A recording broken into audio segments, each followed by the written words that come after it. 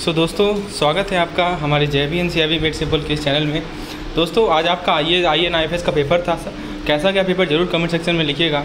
दोस्तों आगामी सप्ताह में आपका PPB और AFM का परीक्षा है। तो फ्रेंड्स इस वीडियो के माध्यम से हम लोग डिस्कस करेंगे कि आपकी रणनीति क्या होनी चाहिए आगामी परीक्षा के लिए, कैसे आप इस अपने एक सप्ताह को यूटिलाइज़ करें प्रॉपर्ली ताकि आप अपने AFB और PPB परीक्षा को आसानी से निकाल पाएँ। चलिए दोस्तों, और इसके अलावा दोस्तों हम लोग डिस्कस करेंगे कि कौन कौन सा मॉड्यूल को प्रायोरिटी पे पढ़ें, किस मॉड्यूल को आप अवॉइड कर सकते हैं, किस टॉपिक को अवॉइड कर सकते हैं। डिटेल एनालिसिस हम लोग करेंगे ताकि आपको आप एक रणनीति के साथ आप एक स्मार्ट स्ट्रेटजी करें रेदर देन हार्ड वर्क। चलिए शुरुआत करते हैं। दोस्तों सबसे पहले तो एग्जाम का स्केड्यूल देख लीजिए।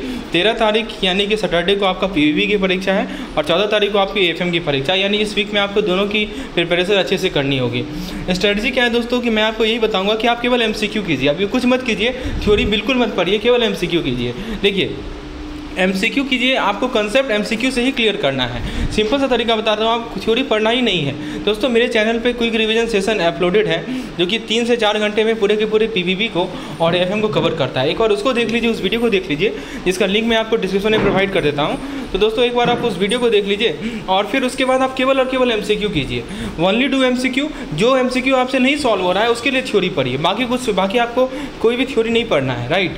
तो please remember only solve MCQs। MCQ या तो न्यूमेरिकल हो या थ्योरेटिकल हो, जैसा भी MCQs हो उसे सॉल्व कीजिए और आपको MCQ के माध्यम से कंसेप्ट को क्लियर करना है। थ्योरी केवल उसी MCQ के लिए पढ़ना है जिसका आपसे क्वेश्चन नहीं सॉल्व हो पा रहा है। मान लीजिए कि एक पार्टिकुलर MCQ उसे नहीं सॉल्व कर पा रहे हैं। मैं आपको एग्जाम्पल लेके समझाता हूँ। जैसे दोस्तों ये आप देख सकते हैं कि यूनिट 32 का AFM का MCQs PDF है।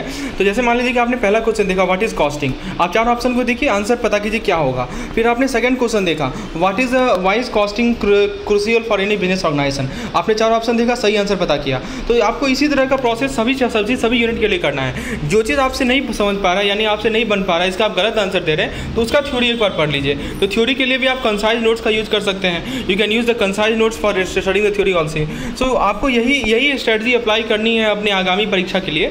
और दोस्तों इसके लिए हमारे चैनल पे we will get unit wise MCQs for each and every unit. For each and every unit we have almost 100 to 150 MCQs पर सब्जेक्ट, आप उसका हेल्प ले सकते हैं। So this is the first strategy that you have to apply.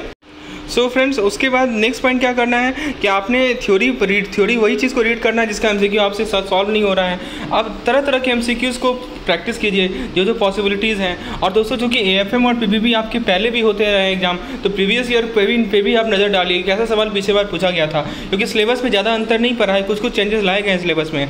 आप दोस्तों हमारे paid MCQ package का हेल्प ले सकते हैं। दोस्तों यदि हम बात करें कौन कौन सी मॉड्यूल की इंपॉर्टेंस है उसको मैं समझा दूँ। देखिए सबसे पहले मैं आपको बताऊँ, यदि आपको अकाउंट्स में थोड़ा प्रॉब्लम आती है तो आप मॉड्यूल C और D को पहले पकड़ लें। मॉड्यूल C और D पे कमांड पा लें। दोस्तों कमांड पाने का मतलब आपसे एक भी MCQ मॉड्यूल C और D का नहीं छूटना चाहिए।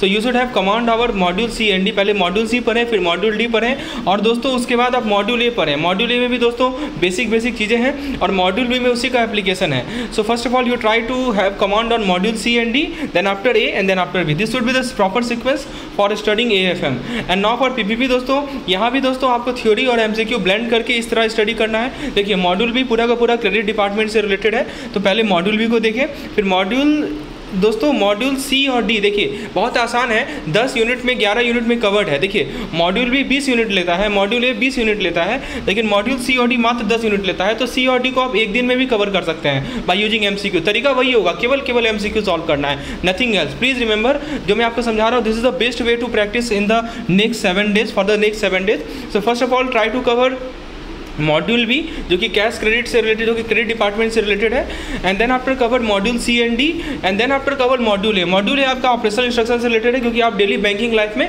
फेस करते हैं। सो कुछ पार्ट मॉड्यूल A का ऐसा है जिसको आप डेली लाइफ में फेस करते हैं बैंकिंग लाइफ में, ताकि आप उसका आंसर तुरंत दे पाएंगे।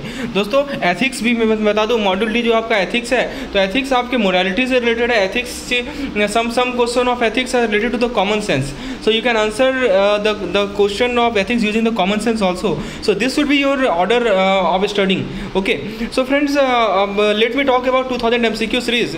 So friends, we have plans available. So if you want videos, so you can see all the plans which we have, unit wise MCQs per subject. Okay, so we have already told you, if you want to get more detail regarding any types of plan, kindly WhatsApp me on number shown on the screen. और friends, आपका IAFS का परीक्षा कैसा गया, please आप comment section में लिखिए. How our material help you in your journey of IAFS, whether it help you or not, whether you have, if you have any suggestion, यदि आपको कोई सुझाव है, if you want us to implement any suggestion, kindly drop in the chat box in the comment section. We will surely implement it. So that's all for this lesson. Do join our Telegram channel. दोस्तों Telegram channel को join करें, इसका link description में है. We are conducting daily quizzes on the Telegram channel for your beneficial. So that's all for today. Thank you.